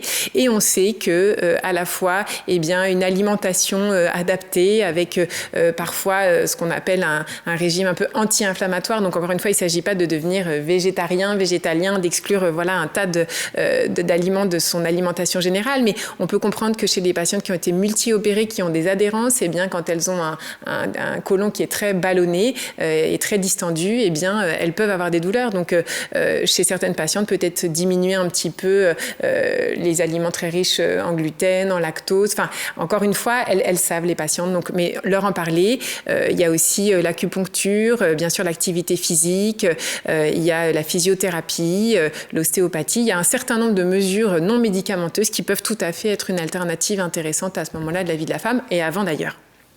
Alors, troisième grande question qu'il faut se poser, c'est est-ce que cette patiente qui a de l'endométriose, elle a de l'adénomiose, et notamment de l'adénomiose diffuse interne, parce que dans ce contexte-là, c'est plus vraiment la symptomatologie douloureuse, même si encore une fois, elles peuvent avoir des douleurs associées à cette adénomiose, mais le vrai enjeu à ce moment-là, ça va être la présence de saignements utérins anormaux qui peuvent, eux, vraiment nettement altérer la qualité de vie des femmes. Et donc, cette adénomiose diffuse interne, comme vous le voyez sur le diagramme en bas à droite, eh bien, sa prévalence augmente avec l'âge et notamment à partir de 35-40 ans. Donc, on a parfois des patientes qui avaient une endométriose simple, qui finalement sont assez bien soulagées par les traitements médicaux, et puis à 40 ans apparaît une adénomiose diffuse interne. Et là, ça change vraiment la prise en charge. Donc ça, c'est vraiment important de se reposer la question à chaque consultation de périménopause, de savoir si une adénomiose diffuse interne associée est apparue. Et vous voyez que sa prévalence augmente avec l'âge et que globalement, c'est entre 30 et 40% des femmes après 40 ans. Donc, c'est vraiment important à considérer. Cette adénomiose diffuse interne, dans 30% des cas, elle est asymptomatique. Donc, si elle est asymptomatique, pareil, quelque part, on n'a pas besoin de s'en occuper s'il n'y a pas de douleur et pas de saignement. Mais elle va être associée notamment à des douleurs pelviennes à type de dysménorrhée essentiellement, ou de ballonnement ou de pesanteur qui peuvent être très, très gênants pour les femmes, et à des saignements utérins anormaux. Et c'est vraiment ça qui va parfois altérer de manière considérable la qualité de vie de la femme. Moi, je leur pose la question, est-ce que vos règles deviennent vraiment un problème? Combien de jours par mois souffrez-vous? Est-ce que ça entrave vos loisirs? Est-ce que ça vous empêche de travailler? Et on est vraiment très surpris par le fait que cette adénomiose peut être vraiment associée à une nette altération de la qualité de vie, parfois plus que de l'endométriose. Donc, quelle prise en charge si la patiente a une adénomiose? Eh bien, si la patiente est asymptomatique, quelque part, on n'a pas de données pour dire qu'il faut donner un traitement préventif pour éviter la progression de l'adénomiose. Et donc, bien, on évaluera à chaque consultation la présence de saignements utérins anormaux ou de dysménorrhée ou de douleurs pelviennes, mais on ne donne pas forcément de traitement. Si la patiente est douloureuse, on peut proposer des anti-inflammatoires non stéroïdiens comme traitement finalement de première intention, surtout si elle n'a pas de syndrome de saignements utérins anormaux associés. Mais sinon, s'il y a des saignements utérins anormaux associés, on pourra proposer également comme traitement symptomatique l'acide tranexamique. On sait qu'il est très efficace sur donc ces saignements utérins anormaux, avec le seul petit bémol qu'il est associé à un risque de thrombose veineuse. Et donc c'est vrai qu'il faudra bien dans ces cas-là dépister les facteurs de risque veineux, parce que cette femme qui a 45 ans est également, du fait de son âge, un petit peu plus à risque. Mais encore une fois, on peut utiliser l'acide tranexamique qui peut être tout à fait utile chez les patientes qui ont des saignements utérins anormaux. Alors, le traitement médical vraiment de premier choix chez ces patientes qui ont de l'adénomiose, ce sera pour le coup le dispositif intra-utérin au lévonorgestrel. Vous voyez dans cette étude, dans cette synthèse de 10 études prospectives faites par Abbas en 2019, il y avait 207 femmes avec des phénotypes différents d'adénomiose, mais il y avait un très bon contrôle des saignements et des douleurs. Et c'est vrai que quand on regarde un petit peu, finalement, l'avantage ou l'inconvénient de proposer une prise en charge médicale, c'est-à-dire un DIU lévonorgestrel versus une hystérectomie, qui est un traitement chirurgical radical, sur les taux d'hémoglobine à 1 an, il y avait une efficacité tout à fait identique des deux prises en charge thérapeutiques. En revanche, quand on interrogeait les patientes sur leur qualité de vie, et notamment sur le retentissement psychologique et social, il y avait plutôt une amélioration qui était plus importante chez les patientes qui avaient un DIU lévonorgestrel que chez les patientes qui avaient été opérées. Donc c'est vrai que en première intention, s'il y a une adénomiose diffuse interne symptomatique et s'il n'y a pas une endométriose associée, on proposera quand même d'essayer ce DIU au lévonorgestrel. Est-ce qu'on a d'autres possibilités parmi les traitements hormonaux? On a des études aussi qui se sont intéressées à l'efficacité du dienogeste chez les patientes qui avaient de l'adénomiose. Et le dienogeste était efficace à la fois sur les scores de douleur, sur la sévérité et l'intensité des symptômes, et également permettait de diminuer l'utilisation et le recours des antalgiques. Donc, c'est un traitement qui peut être intéressant et pour le coup, si les patientes ont en plus une endométriose associée, on sait qu'il va jouer sur donc les endométriomes et sur les douleurs liées à l'endométriose.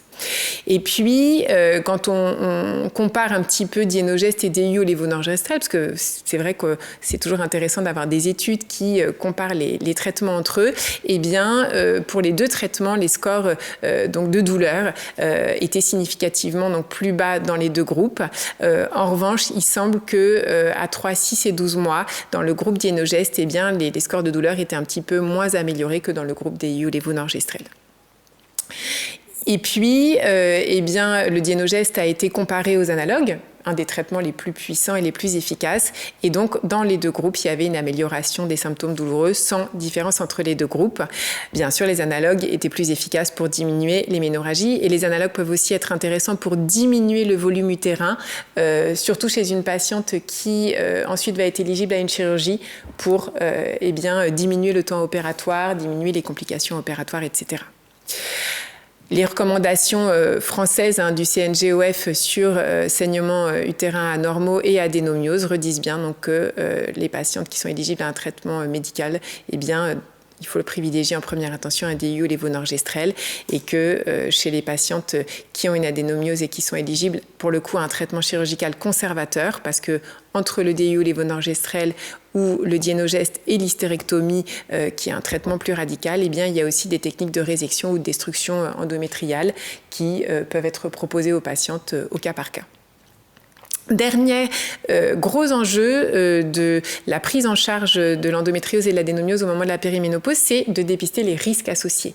Donc effectivement, comme tu l'as bien dit Brigitte, la patiente de 40-45 ans eh bien, a un risque vasculaire qui est augmenté.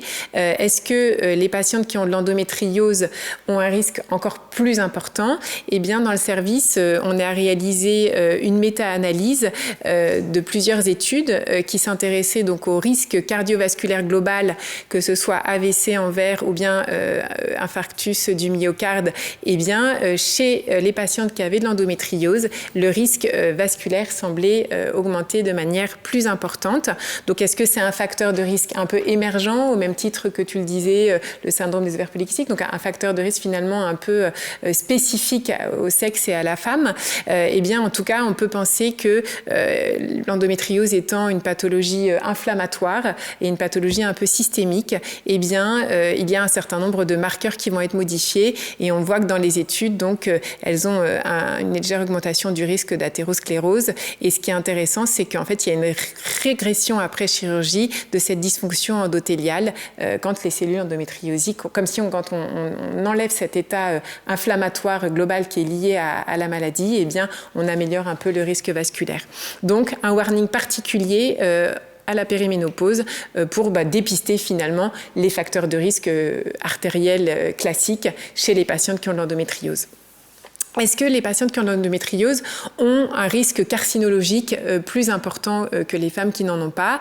En ce qui concerne le cancer du sein, c'est vrai qu'on aurait pu penser que dans cette période de chamboulement et de phase parfois d'hyperœstrogénie de la périménopause, et puis ces patientes qui ont eu un climat hormonal un peu particulier avec une aromatase un peu particulière qui a fait que donc eh bien cette pathologie hormonodépendante et hormonosensible eh bien aurait pu avoir un impact sur le risque de cancer du sein. Les études, alors on n'en a pas non plus énormément, mais ne retrouvent pas d'association entre endométriose et risque de cancer du sein, ce qui n'est pas le cas pour certains autres cancers pelviens. Et vous voyez que dans l'étude Al-Badawi qui a été publiée en 2024 et donc qui s'est intéressée eh bien, au risque de cancer, donc à la fois ovarien, endométrial et puis du col chez des patientes qui avaient de l'endométriose versus des patientes qui n'avaient pas d'endométriose, eh bien, il y avait un risque donc de cancer de l'ovaire augmenté, un risque de cancer de l'endomètre également augmenté, pas de risque augmenté de cancer du col. Alors, encore une fois, il y a des biais méthodologiques parce que le diagnostic d'endométriose a été fait très antérieurement, donc on n'a pas toujours forcément les bons critères. C'est des études qui sont à prendre avec précaution, mais quand même, on a tendance à penser qu'il y a une légère augmentation du risque de cancer de l'ovaire chez les patientes donc, qui ont de l'endométriose. Ça avait déjà été retrouvé par Xakov en 2021. l'histologie de ces cancers de l'ovaire, c'est plutôt des cellules claires ou des endométrioïdes. Donc encore une fois, bien sûr, quand la patiente vous dit « mais docteur, est-ce que l'endométriose, ça me donne un risque de cancer très augmenté ?» Il faut la rassurer en lui disant qu'on a peu de données, qu'il y a peut-être un très léger surrisque. Après, c'est des patients qui sont surveillés d'un point de vue de l'imagerie. Et en tout cas, vraiment, le message, c'est méfiance sur un endométriome qui grossit en périménopause. Une imagerie, dans ces cas-là, une IRM pelvienne complémentaire est nécessaire. Et puis, est-ce que l'adénomiose est associée à un risque de cancer de l'endomètre? Alors, vous savez, quand on fait sur des séries en fait, de patientes qui ont été opérées de cancer de l'endomètre, on retrouve 20% d'adénomiose. Mais en fait, c'est finalement la prévalence classique entre 20 et 30%. Donc, il n'y a pas de raison que les patientes qui sont opérées de cancer de l'endomètre n'aient pas d'adénomiose. Mais à l'inverse, est-ce que les patientes qui ont de l'adénomiose ont un risque de cancer de l'endomètre associé à cette adénomiose? Alors, pareil, on n'a pas beaucoup de littérature. On a surtout des case reports. Mais il semblerait que dans 2% des cancers de l'endomètre qui sont associés à l'adénomiose, eh bien finalement, il y ait une modification de cette endomètre ectopique au niveau des foci adénomiosiques dans le myomètre qui serait peut-être lié à l'adénomiose. Et les cancers dans ce contexte sont des cancers qui sont plutôt avec des stades FIGO un peu plus avancés, qui expriment P53 et donc qui seraient peut-être de moins bons pronostics. Mais encore une fois, voilà. Mais donc un des messages aussi, c'est que quand on a une patiente qui a de l'adénomiose en périménopause et qui saigne et qu'à l'échographie, vous n'arrivez pas bien à voir la cavité, et notamment encore plus après 45 ans, il faut faire une hystéroscopie diagnostique pour éliminer une autre cause parce que vous savez que l'adénomiose peut être associée à d'autres pathologies, notamment de la cavité. Et puis, est-ce que les patientes qui ont de l'endométriose ont un risque osseux augmenté? Eh bien, dans cette étude de l'équipe de Toulouse, qui a regardé chez 31 femmes qui avaient de l'endométriose versus 52 femmes témoins qui avaient donc été opérées, eh bien, il n'y avait pas... vous voyez là sur la partie droite qu'il y avait une minéralisation osseuse au rachis et au col qui était... meilleure dans le groupe de femmes qui avaient de l'endométriose que chez les patientes qui n'avaient pas d'endométriose. Et quand on regarde si elles avaient eu, vous voyez, plus de traitements par analogue de la GnRH, donc on aurait pu penser qu'elles avaient plus de risques encore osseux. Et bien au contraire, comme si cette endométriose et ce climat hormonal de sensibilité oestrogénique les avaient protégées. Donc pour conclure, vous avez bien compris que si une patiente en périménopause a de l'endométriose ou de l'adénomiose mais qu'elle est asymptomatique, il est tout à fait possible de ne pas la traiter mais seulement de la surveiller, et que ensuite le traitement qui va être proposé, c'est vraiment au cas par cas. Est-ce que la patiente a des douleurs, est-ce qu'elle a des saignements, et qu'on choisira le traitement le plus adapté en fonction de son histoire globale, des chirurgies antérieures, de la tolérance des traitements et puis de son souhait à elle. Donc on n'opposera pas le traitement médical au traitement chirurgical, c'est vraiment important. On pensera aux alternatives non hormonales parce qu'elles ont toute leur place aussi à cette période-là de la vie de la femme. Et puis, comme chez toutes les femmes, mais encore plus, penser à dépister donc, les facteurs de risque vasculaires et carcinologiques. Et en revanche, pour l'os, on peut plutôt penser que c'est favorable. Voilà. Eh bien, merci beaucoup. Merci beaucoup, Lorraine, pour ce topo là encore très complet. Alors, je vais enchaîner, puisque j'ai la chance d'être modérateur, par une question que je voulais te poser sur le dienogeste. Oui. Parce qu'une patiente qui a une adénomiose, par exemple, très symptomatique, à qui tu proposais du dienogeste, peut aussi avoir les mêmes symptômes dont on a parlé tout à l'heure, c'est-à-dire signe d'hyperœstrogénie, syndrome prémenstruel.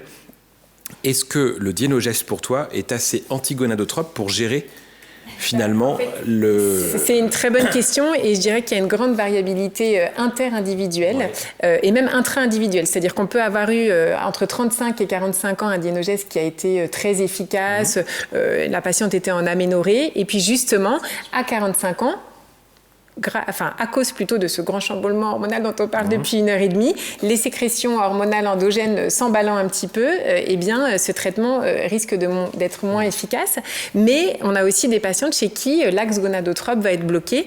Et donc ça, c'est vraiment pareil au cas par cas. On peut pas répondre de manière globale. Et il faut réévaluer les autres symptômes associés. Donc, par exemple, une patiente qui était en aménorrhée qui tout d'un coup saigne, elle peut saigner soit parce qu'elle est en atrophie sous dienogeste, mais aussi parce que finalement, c'est à l'inverse plus aussi freinateur et donc si elles ont des mastodinies associées, si elles ont un ballonnement, si les symptômes sont plus contrôlés, c'est peut-être le moment effectivement dans ces cas-là de changer de traitement, mais il y a plein d'autres femmes qui elles vont avoir une efficacité qui va perdurer et donc ça on n'a pas de facteur prédictif pour savoir si, donc il faut essayer. Alors, Adapté. Alors moi j'aurais une question pour vous deux en même temps parce que je vous ai senti très frileuse sur les macro-progestatifs. Non, alors, On n'est pas frileuse, on est comment vous obligé gérez... de donner les recommandations. Oui, mais on sentait que tu disais exit. Alors, je bah, ne sais pas si ça peut être le exit. freinage substitution qu'on utilisait tellement largement, qui était tellement efficace, qui nous a permis de gérer cette périménopause de façon majeure, de façon facile. C'est vrai que c'est devenu difficile. Bah, surtout aujourd'hui, je ne dis pas que ça ne marche pas. Je dis simplement qu'aujourd'hui, avec toutes les recommandations, la nécessité d'IRM, ça rend les femmes frileuses aussi. Même si, c'est difficile. C'est surtout quand même. dans la périménopause symptomatique, mais quand il n'y a pas d'endométriose, on est hors indication. Il faut que tu aies des mastodinies. C'est pas des mastodinies, une mastopathie sévère. Qu'est-ce qu'une mastodynie sévère est une mastopathie sévère?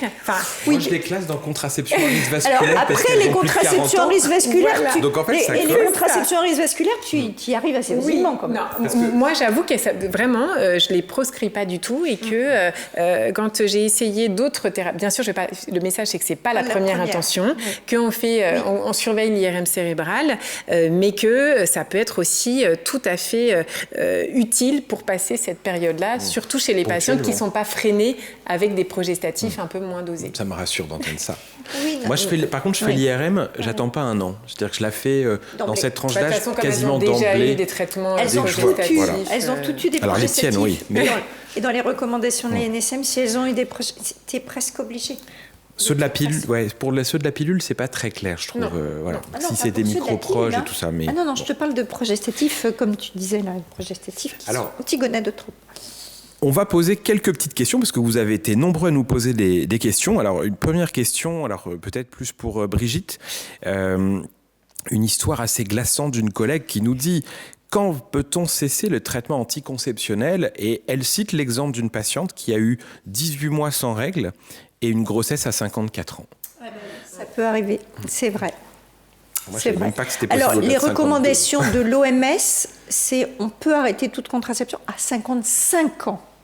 D'accord, ils vont jusqu'à 55. Bon. En revanche, moi, je pense qu'il faut quand même dire aux femmes, on arrive à 50 ans, parce que la question de l'arrêt du traitement, endométriose ou pas, va être importante, parce qu'on ne va pas le continuer jusqu'à 90 ans. Mais moi, je dis quand même aux patientes d'utiliser une contraception mécanique pendant quelques mois pour faire le point. Donc là, effectivement, notre collègue gynéco, là, c'est une histoire de chasse, mais quand ça arrive à nos patientes, on est toujours très désolé. Alors, on partirait plus sur 55. Non, les recommandations... Voilà. Non, moi, je si pense on veut être jusque boutiste, oui, 55. Voilà. Maintenant, à partir de 50... Tout dépend aussi du type de femme. Si tu as une femme de 50 ans qui continue à avoir des cycles réguliers, qui a une fertilité majeure, c'est pas du tout la même chose qu'une femme qui a déjà de l'irrégularité, des signes d'hypoestrogénie déjà depuis 3-4 ans. Tu vois, c'est très variable. Il n'y a pas d'âge. L'âge définitif, c'est 55 sur le plan international. Voilà.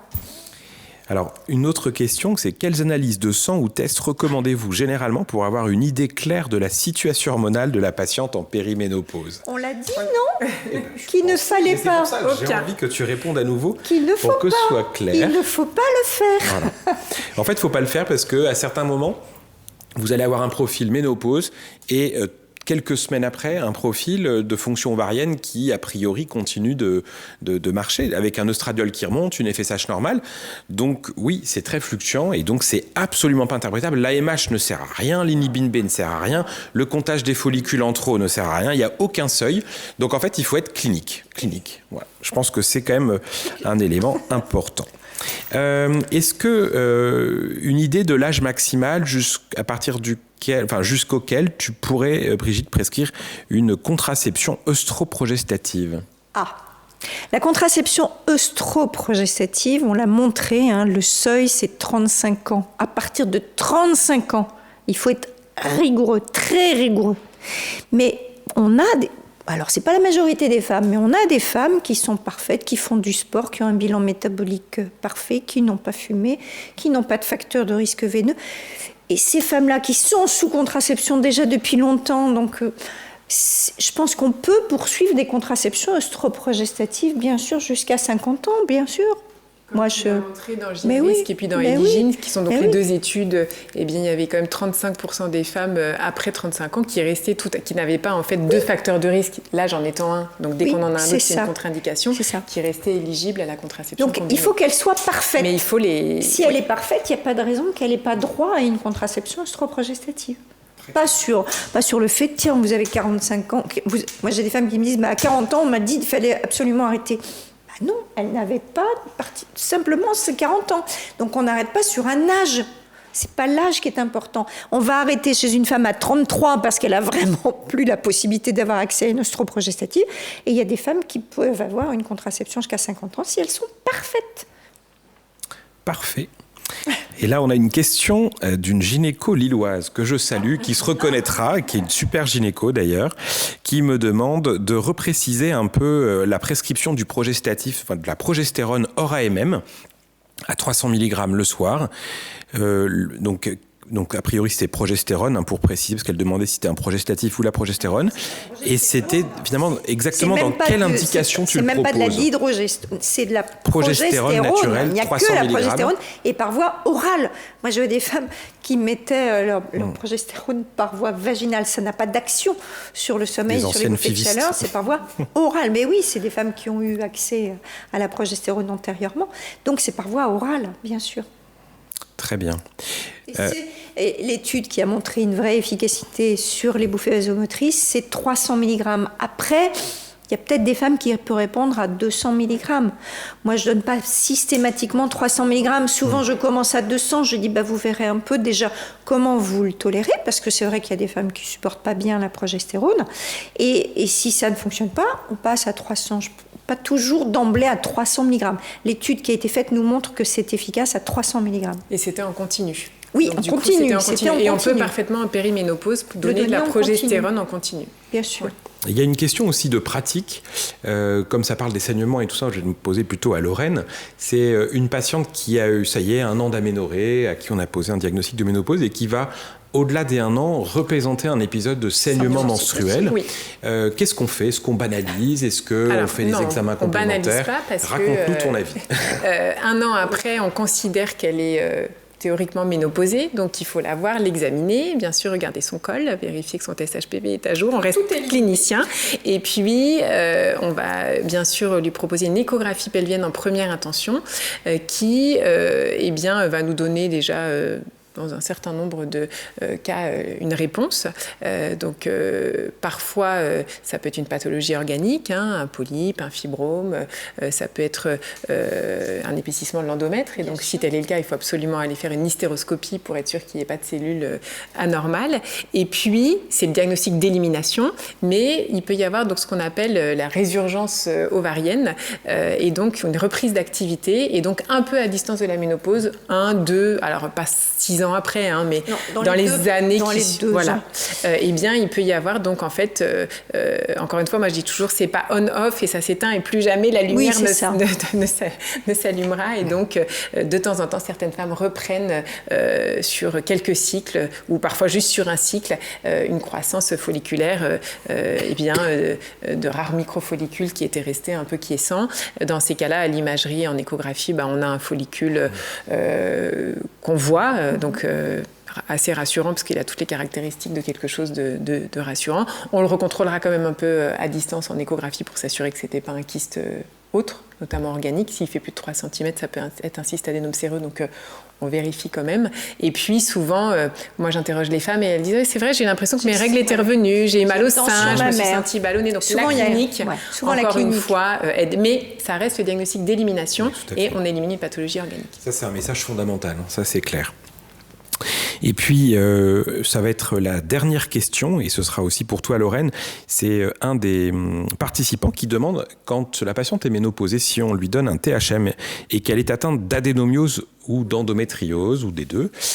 Est-ce que ça va réactiver vraiment la maladie? Et qu'est-ce que tu préconiserais finalement comme type de THM? Comment tu adaptes ta dose de progestérone, etc.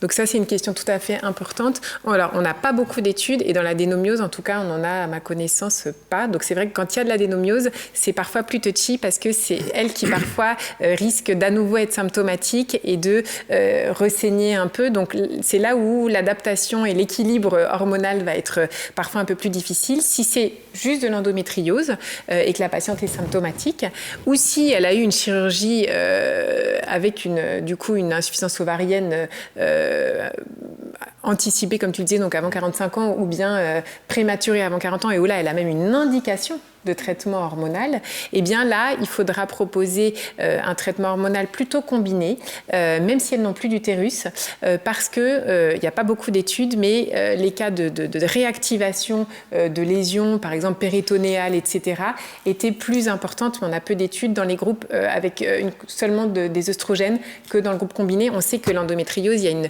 y a en fait une sensibilité particulière aux œstrogènes et une perte, en fait une résistance à la progestérone, et donc c'est important dans ces cas-là de donner plutôt un traitement combiné, mais on n'a pas en tout cas de contre-indication sur le seul argument de l'endométriose à donner un traitement hormonal, et donc plutôt combiné, et s'il y a de l'adénomiose en adaptant pour pas... Forte dose de progestérone par exemple, ou plutôt des petites doses d'œstrogène. Y aller par palier. C'est tout à fait, c'est de la cuisine, là, c'est vraiment au cas par cas. Et question qui dérive un petit peu, puis après on conclura, c'est patiente sous Dienogest en périménopause, elle a de l'adénomiose, de l'endométriose, elle a plus mal, elle est en aménorrhée depuis longtemps grâce à son traitement, et elle se met à présenter des signes d'hypoœstrogénie, bouffées de chaleur, sécheresse vaginale. Est-ce que tu vas maintenir le traitement et proposer de rajouter de l'œstradiol avec du Dienogest? Non, ça me paraît pas être une bonne idée. Je vais plutôt ça me paraît pas être une bonne idée parce que en fait, si vous rajoutez de l'estradiol, vous allez faire proliférer l'endomètre. Vous risquez de perdre l'effet contraceptif, puisque si c'est un traitement qui agit plutôt de manière locale sur la glaire, sur l'atrophie de l'endomètre, si vous redonnez de l'estradiol, vous n'avez plus forcément cet effet anti-glaire et atrophie de l'endomètre. Puisque, encore une fois, les patientes, même si théoriquement elles ovulent pas, on pense qu'aussi que c'est contraceptif parce que ça agit localement. Et puis, surtout, ça ne vous permettra pas de faire le diagnostic de ménopause. Donc, en fait, il faut plutôt arrêter le traitement et voir un petit peu ce qui se passe. Très bien.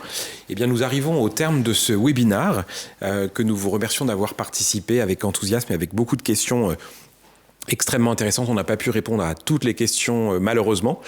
En tout cas, sachez que j'espère que, à travers ce webinaire, vous avez bien pris conscience, mais vous l'aviez déjà, on le voit à travers vos questions, que c'est une période assez compliquée à gérer au niveau des consultations de gynécologie.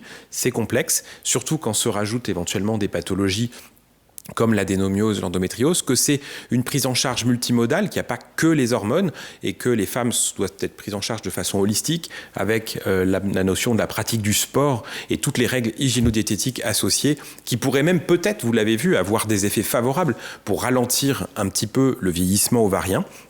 Donc des données, je pense, très riches ce soir, et nous vous remercions encore d'avoir été présents, et surtout nous souhaitons remercier les laboratoires Bezin qui sont à l'initiative de ces webinaires de grande qualité, et c'était vraiment une fois de plus très sympa d'organiser ça avec eux, et puis également l'agence Comenco qui s'occupe de toute la logistique, d'organiser cette émission, de préparer ce plateau.